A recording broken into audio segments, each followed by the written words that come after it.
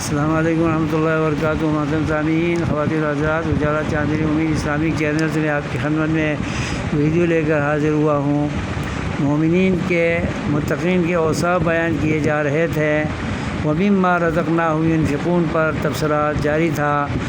اگر اللہ نے کسی کو دولت دی ہے، سرمایہ دیا ہے، مال دیا ہے، تونگر بنایا ہے، مالدار بنایا ہے، اہل ثروت بنایا ہے، مخیر بنایا ہے، تو وہ اللہ کے حق کو بھی ادا کرتا ہو اور بندوں کے حق کو بھی ادا کرتا ہو تو وہ متقین میں شامل ہو سکتے ہیں۔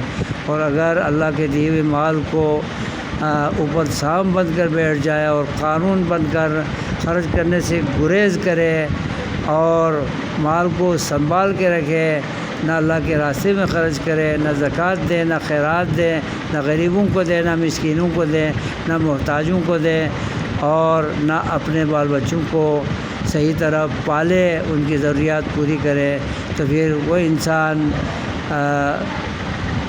متقین کی صف میں شامل نہیں ہو سکتے۔